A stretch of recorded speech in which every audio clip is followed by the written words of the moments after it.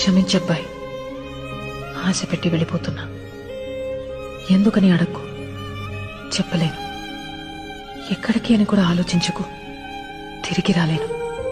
ఈ కొద్ది రోజుల మన పరిచయానికి ఏ పేరు పెట్టొద్దు. ఇదొక అందమైన అనుభవం అంతే. ఎప్పుడైనా నేను గుర్తొస్తే మాత్రం చిన్న నవ్వు రావాలి నీకు. నువ్వు నవ్వితే చాలా బాగుంటావు, నాకిష్టం.